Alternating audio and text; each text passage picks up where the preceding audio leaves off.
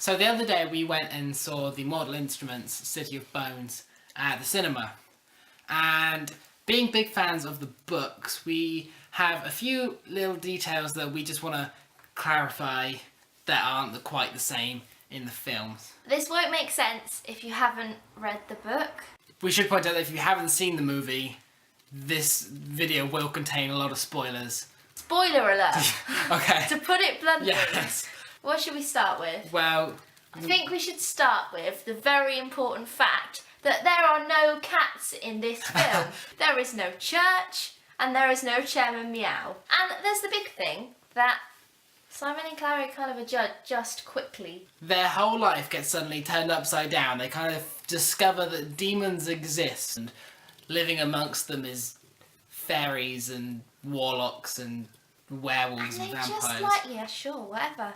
There's Yeah, that's the- fine. Another thing that happens is the symbol thing. At the start of the film, Clary is drawing the Shadowhunter symbol everywhere, and she ends up waking up and it's all over her bedroom. But she's not just drawing it; she's also seeing it everywhere, which doesn't In actually a make coffee cup. which doesn't actually make much sense, because in the film they describe it as she's drawing the symbol because Her memories are coming her back. memories coming back, the memories that Magnus blocks. What is a mundane?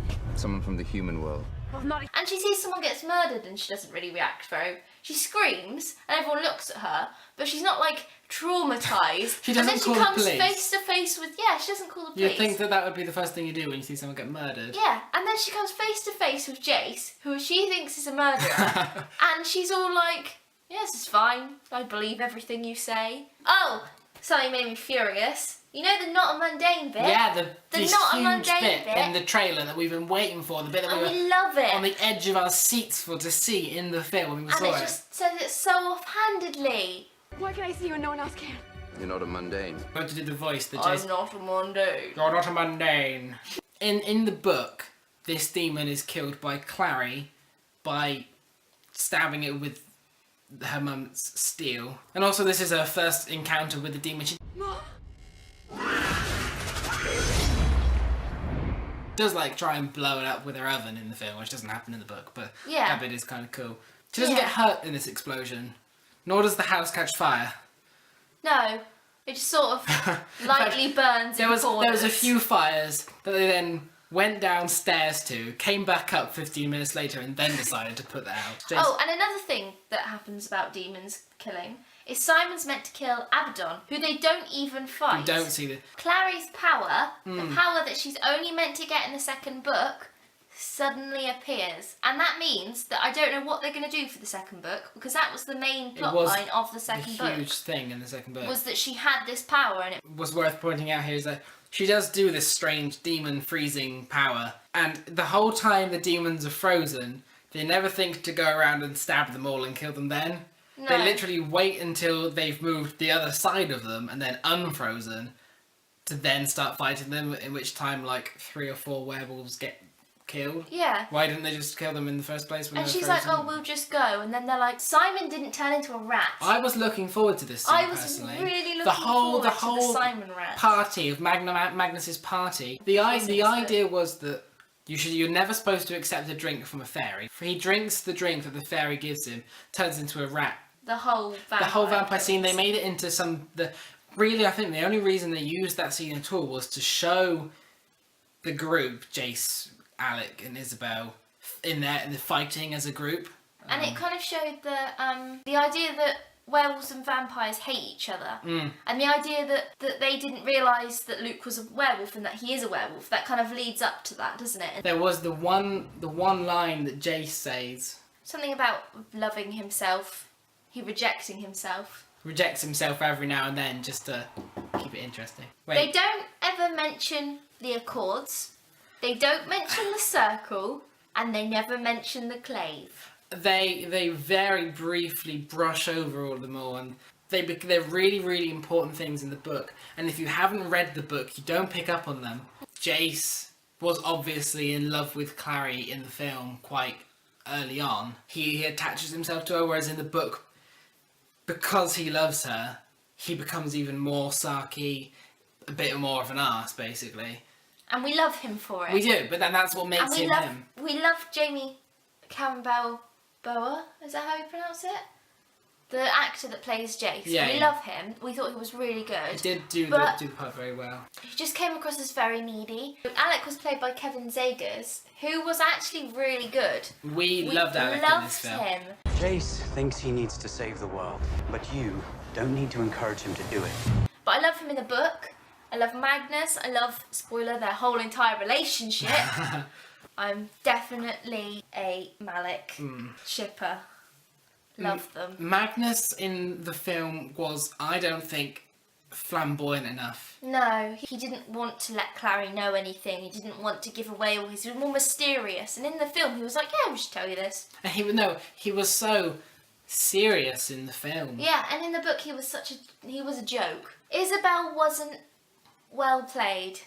Like, No, I don't think just- she was. I loved the girl playing her. She looked like how I imagined her I agree. personally. Isabel wasn't sarcastic. She's flirty supposed or to be. teenage girly enough. She's supposed to be a self-admitted bitch. Yeah, She says that herself, and she wasn't in the film. and she wasn't bigged up in the film either. No, She seemed neither so was minor. Alec. The No. only reason they even mentioned Alec very much was because the fact that he was in love with Jace. Jace and And that Clary, Clary. in fact, he doesn't like Clary because he's Yeah. in love with Jace. They were the only points, and Magnus. And the only Magnus. points he was mentioned. Simon's band's never mentioned. Simon's band is amazing, and Oh my god, they mention And- it constantly throughout the books. Even at the very end, they it mention even it. becomes important. Oh, and Simon, mentioning Simon, he is introduced to everything at the start. One of the reasons in the book that Simon is so annoyed by this is because as far as he's concerned, all of this stuff has happened to Clary, demons exist, everything exists,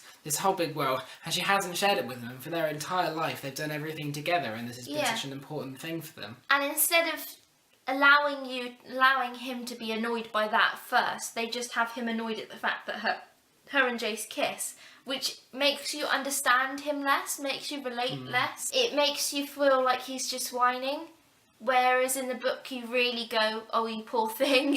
You've been waiting for this girl your whole life," and you always kind of get that sense with Simon of, "Why didn't you just say it at first?" I do think that the scene where Jace and Clary kiss and then go and Simon sees them kissing, and then Jace storms off. I think that scene was done really, really well in the Yeah, film. I because think they got used that the quotes from the book, they got and that it was spot beautiful on. that they did that.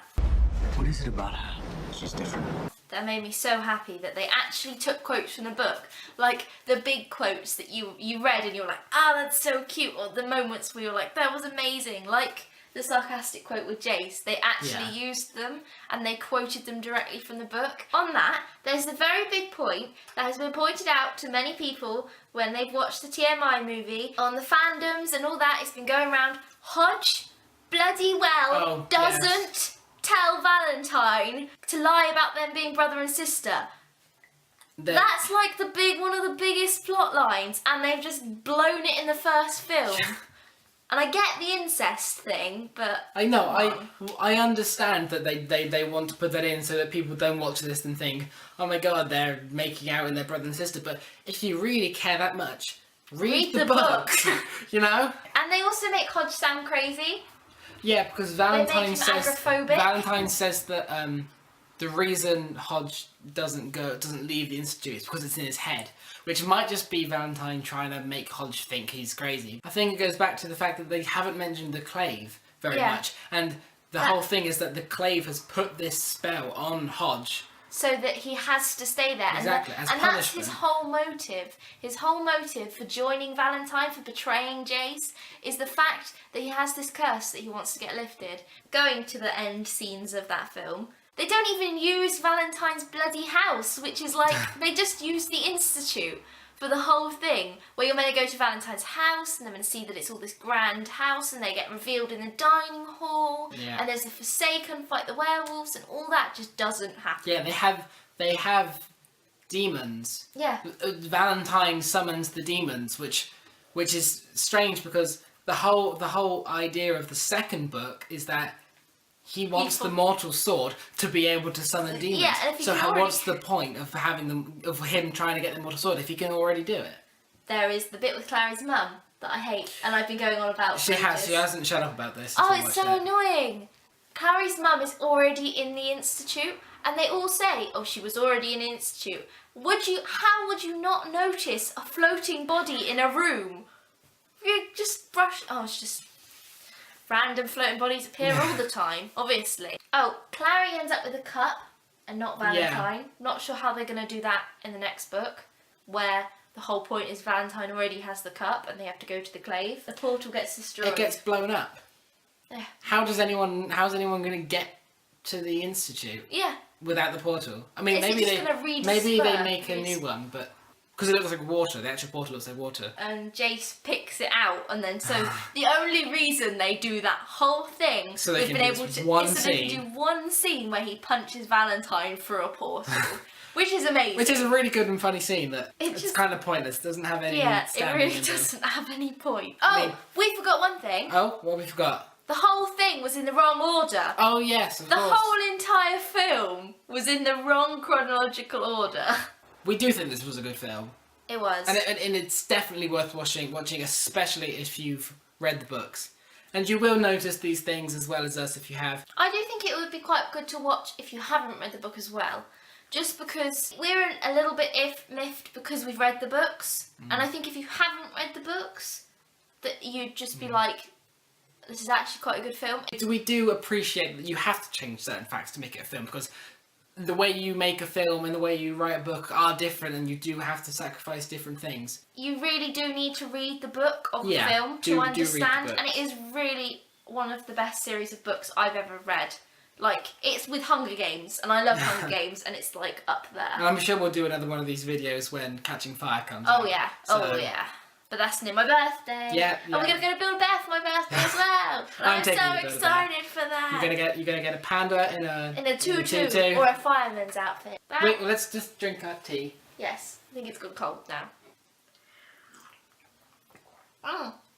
We're going sailing tomorrow. Whether I'll be allowed to go, Yes. because I'm job hunting currently.